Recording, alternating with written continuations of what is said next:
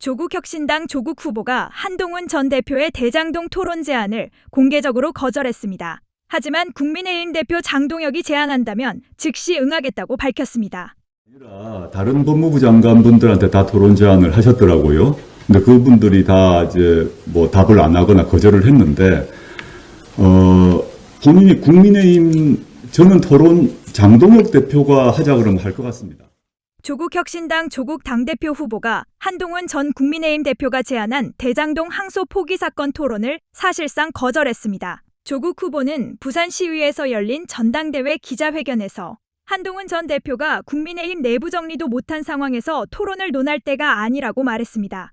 특히 조 후보는 한동훈 전 대표가 다음 총선에서 공천을 받을 수 있는지도 불확실하다며 정치적 존재감이 불안정하다고 지적했습니다. 반면 조국 후보는 국민의힘 장동혁 대표가 정식으로 토론을 요청하면 언제든지 하겠다고 말하며 토론 파트너를 명확히 했습니다.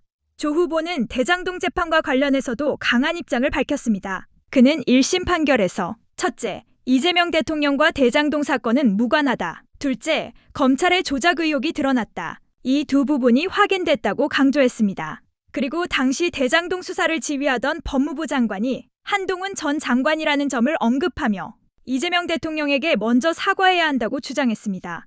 또한 수사 조작이 의심되는 검사들이 얼마나 관여했는지 솔직하게 밝힐 필요가 있다고 말했습니다.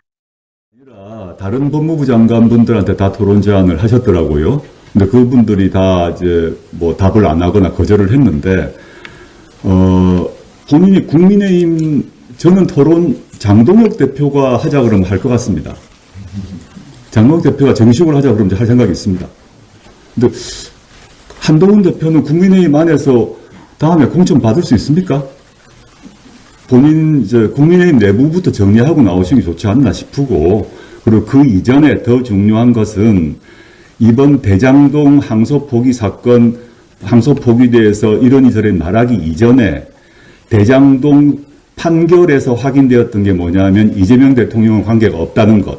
두 번째, 검찰의 조작이 확인되었다는 두 가지 점이 있습니다. 그 시점에 강백신 어미준 검사가 수사를 진행할 때 그 시점에 법무부 장관 한동훈이었습니다. 그리고 한동훈은 그 수사를 보고받고 독려하면서 국회에 나와서 자신의 입으로 당시 이재명 대표의 체포가 필요하다고 역설을 했고, 그러면서 이재명이 이 모든 사건의 중심이다 등등 자신의 입으로 말씀을 하셨어요. 근데 1심 판결문에서 안 그랬다고 했어요.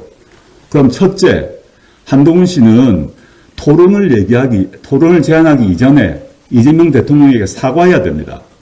그 판결문이 맞다고 본인도 믿으신다면, 법치를 주장하신 분이니까. 두 번째, 조작했던 검사, 자신이 그 조작 수사에 얼만큼 관여했는지 자백해야죠. 그런 작업들은 한동훈만이 아니라 장동혁 등 국민의힘 지도부도 해야 된다고 저는 봅니다. 근데 한동훈 전 대표만 얘기하자면 본인은 그 대장동 수사와 무관한 사람이 아닙니다. 그거부터 하라고 하시죠. 그리고 토론 얘기하신다면 장동혁 대표께서 하자 그러면 제가 뭐 어딘지 하겠습니다.